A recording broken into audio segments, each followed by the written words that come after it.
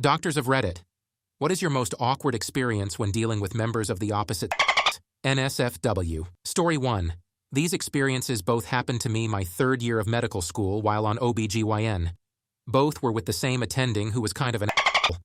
Anyways, it was a GYN oncology clinic, so mostly older women after having some kind of cancer surgery where their organs were modified. I would go in the room with this guy, and he wouldn't even introduce me to the patient. He would talk to them for 10 minutes and then tell me to do the exam. I am usually very good with patients, but this guy had me off my game because I never knew what the hell my role was other than stand quietly and do what I was told. The thing that was most difficult was that, for a beginner, it's difficult to know what you are examining and using the tools and swabs. Then on top of that, these are abnormal and cervixes from previous surgery. The guy would then put me on the spot in front of the patient and ask about physical exam findings. The time I'll never forget. I am usually very good at female pelvic exams and comforting the patient.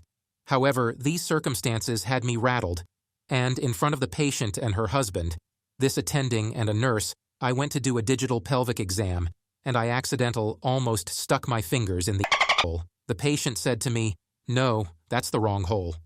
Oops. Story 2. Nurse that works in a long-term care home here. I have a few, from people walking around naked to seeing a male resident fondling someone else. My favorite. It's 4 p.m. and I'm going around giving out dinner meds to all my residents. I knock on one guy's door and go on in, like every other day. There he is, sitting in his chair as usual, nothing out of the ordinary. Keep in mind that this guy is harmless, and usually just sits in his room and reads. So I walk in, and out of the corner of my eye I see his TV. And then I clearly see one chick going down on another. We're talking full-on muff diving. He's clearly watching porn, and by the look of the spandex and fake moans, it's not even good porn. Turning to him, I ask what he's watching, and he just shrugs and says, "Dirty movie."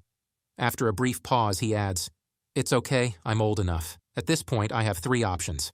Back out of the room and come back later, scold him for doing something I do on a regular basis, or just shrug and give him his pills. I chose the last one. Of course, now he starts to get embarrassed and goes to turn it off.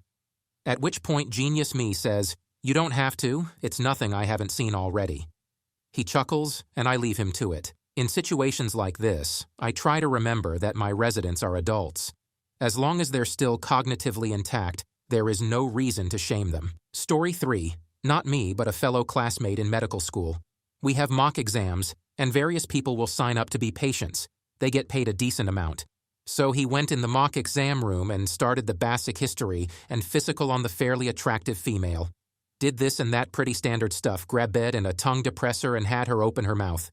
Then, nothing, he did it again, and said with bewilderment, "That is weird, you do not have a gag reflex." She smiled and gave him a coy wink.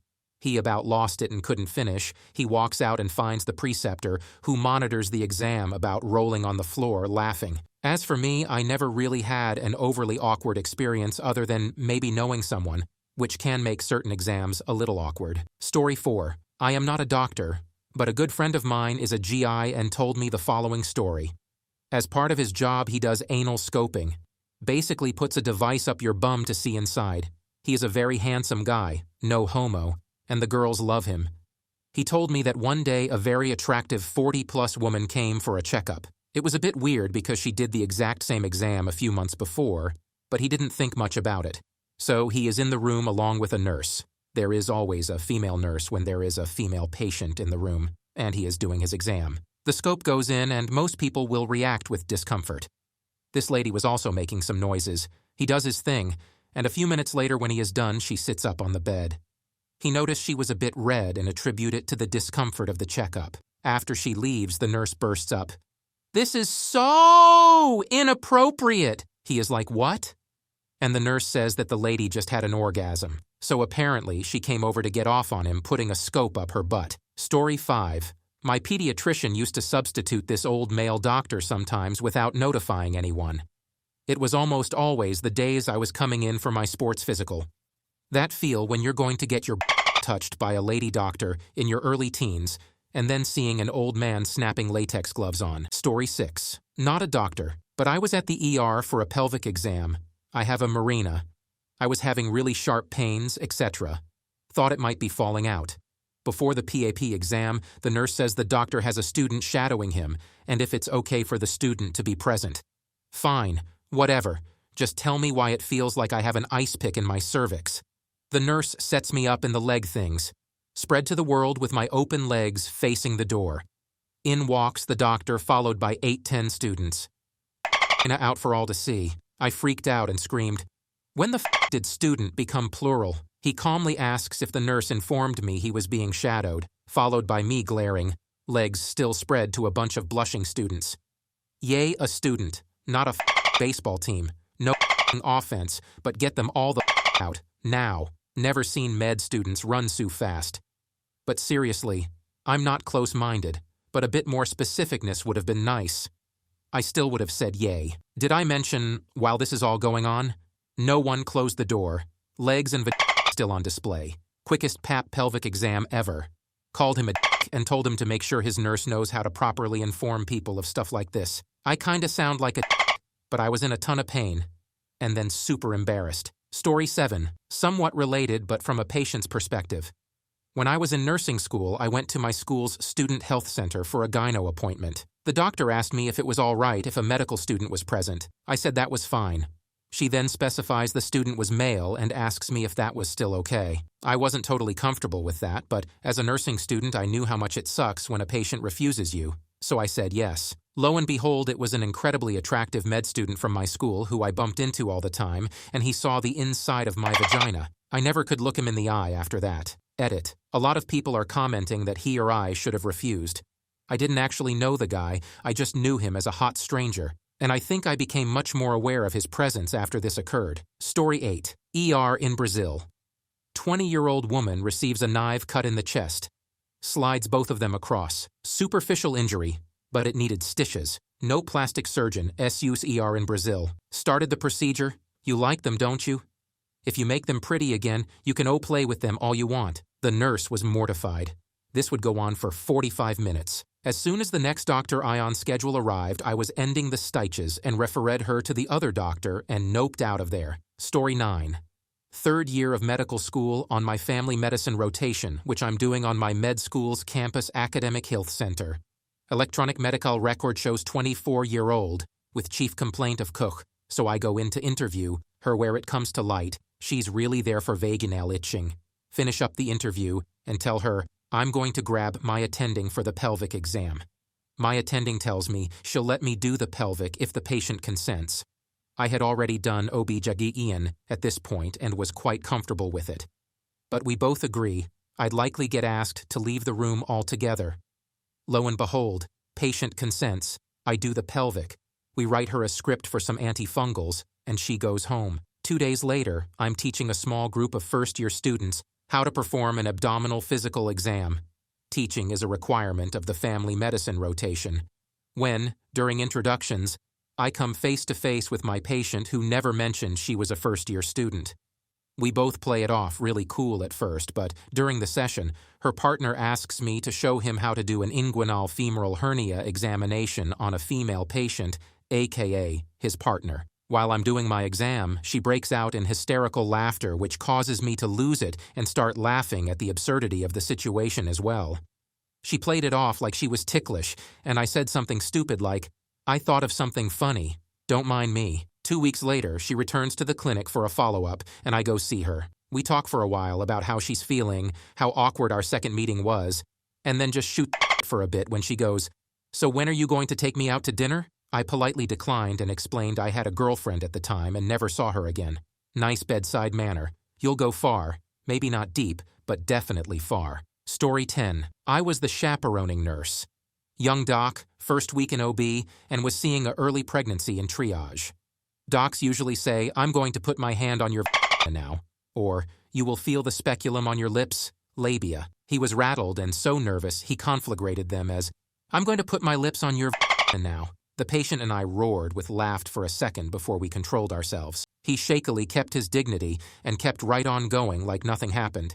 He never referred to it again for the 4 years he was there. Story 11. General surgeon, 31 female for context. I work for a county hospital taking care of very salt-of-the-earth patients. These are my people, as I was also born with a plastic spork in my mouth. talking one morning to a young man who was about to get his inguinal hernia fixed, and his only question to me was, "When can I have again?"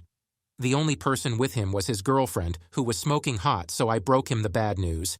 "You're gonna wake up feeling like a horse kicked you right square in the junk.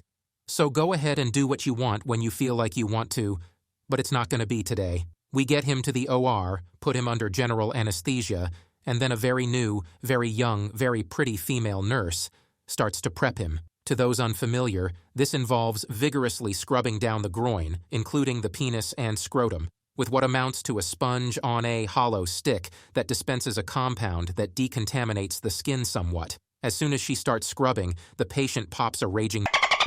He's completely under and paralyzed, mind you. But the more she cleans, the bigger it gets. And yeah, this kid's a shower, I tell you what. Poor thing.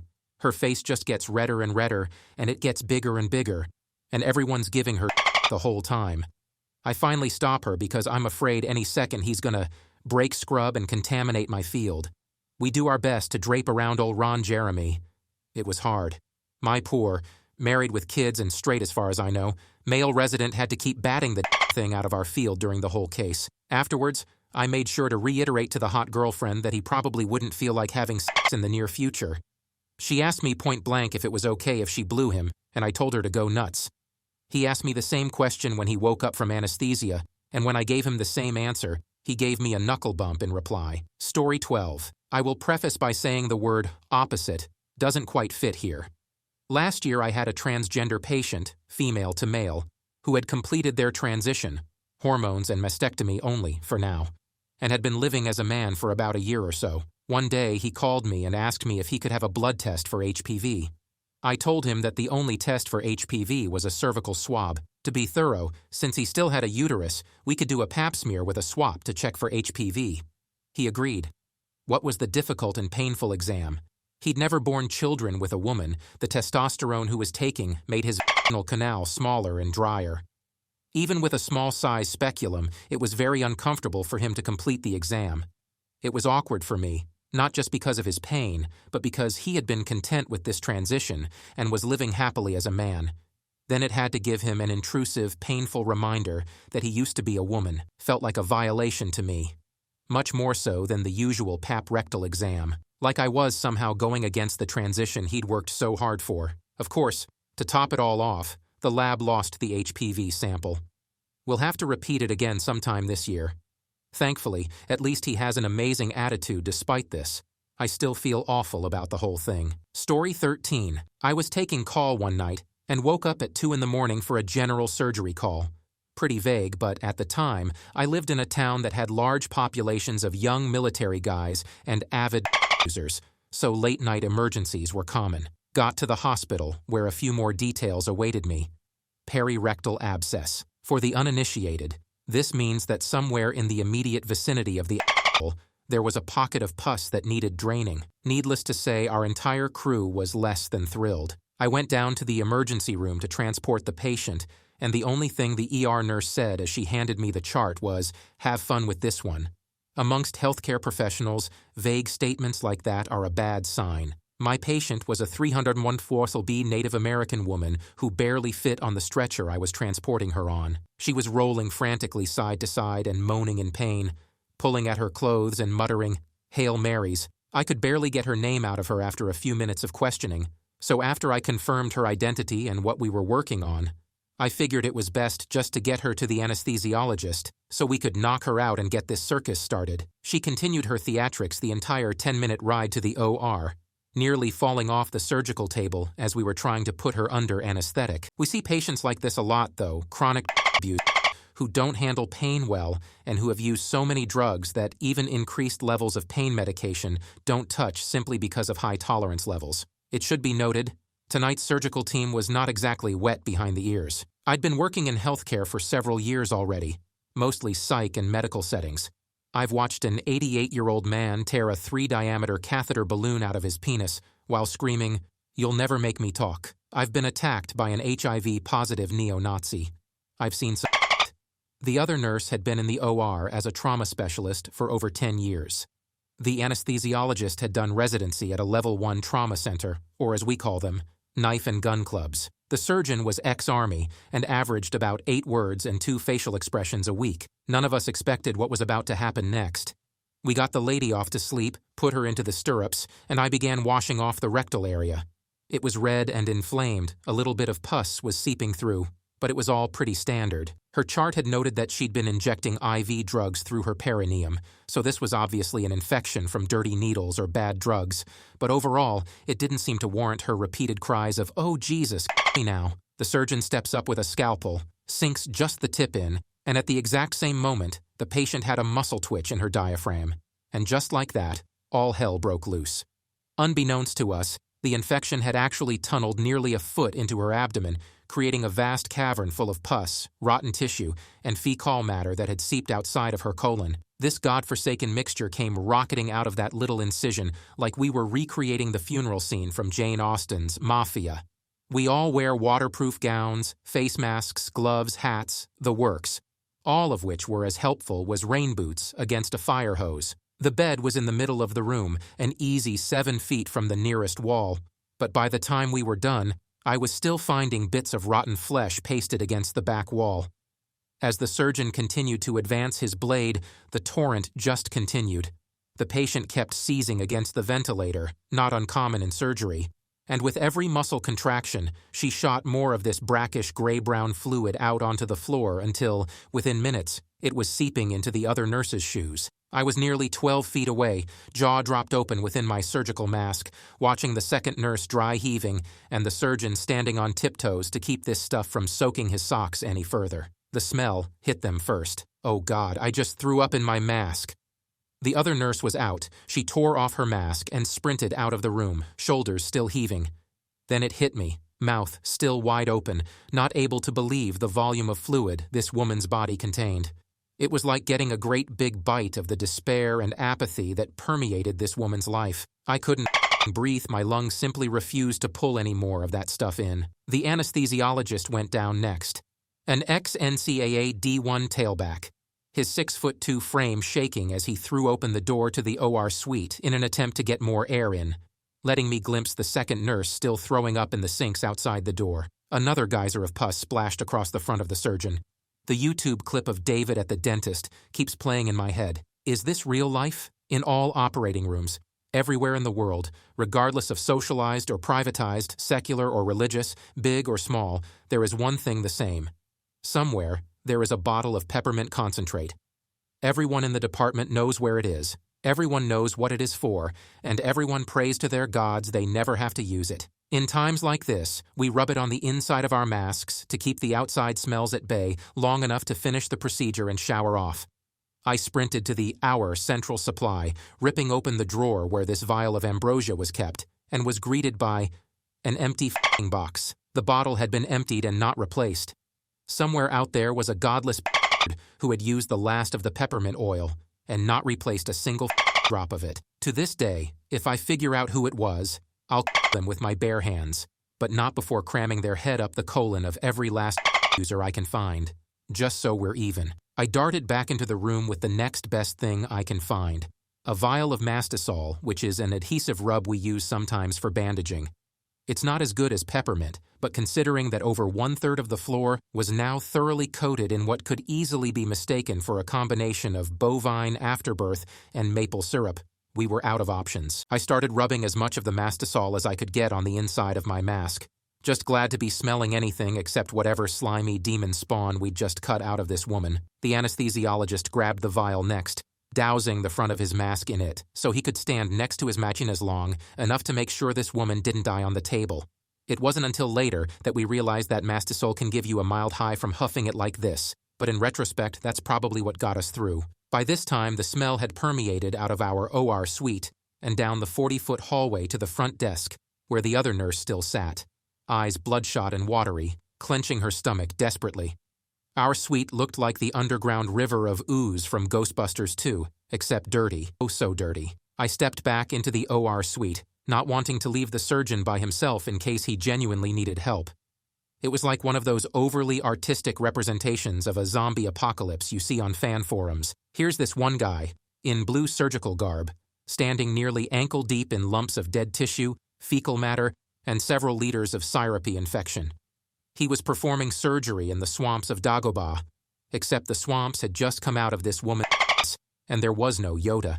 He and I didn't say a word for the next 10 minutes as he scraped the inside of the abscess until all the dead tissue was out, the front of his gown a gruesome mixture of brown and red, his eyes squinted against the stinging vapors originating directly in front of him. I finished my required paperwork as quickly as I could, helped him stuff the recently vacated opening full of gauze, taped this woman's buttocks closed to hold the dressing for as long as possible, woke her up, and immediately shipped off to the recovery ward. Until then, I'd only heard of alcohol showers. Turns out 70% isopropyl alcohol is about the only thing that can even touch a scent like that once it's soaked into your skin. It takes 4 or 5 bottles to get really clean, but it's worth it. It's probably the only scenario I can honestly endorse, drinking a little of it too. As we left the locker room, the surgeon and I looked at each other, and he said the only negative sentence I heard him utter in 2.5 years of working together. That was bad. The next morning, the entire department, a fairly large floor within the hospital, still smelled. The housekeepers told me later that it took them nearly an hour to suction up all of the fluid and debris left behind. The OR suite itself was closed off and quarantined for 2 more days, just to let the smell finally clear out. I laugh now when I hear new recruits to healthcare talk about the worst thing they've seen.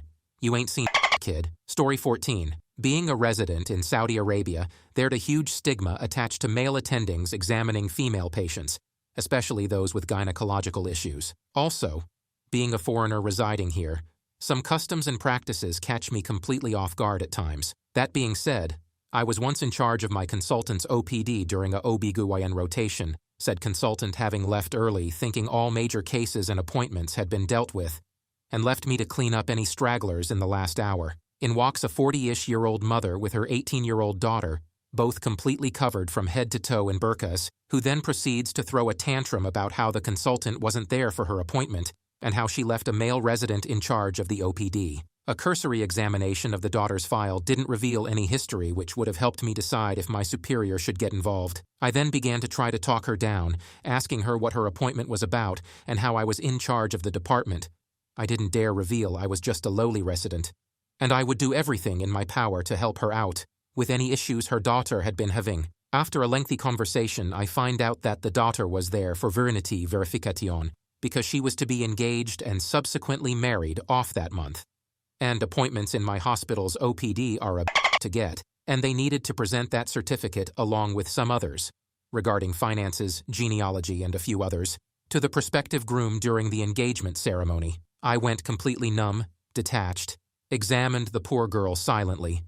She was in the stirrups naked from the waist down and burqa above that, not even an eye slit, and discovered, for the first time, a stack of thick, extremely official-looking certificates in a desk drawer to be given to women who pass the examination. I have since performed that examination close to 30 times and have seen quite a few females who didn't have an intact hymen and actually sobbed quietly in shame during the examination. I try to explain to the family that hymen rupture is in no way a sign of promiscuity or even penetration. To those people I know wouldn't understand, I just certify their daughters' virginities and tell the girl to come up with an excuse later on to their families. Damn, someone tells on me and I'm going to be facing one hell of a malpractice suit.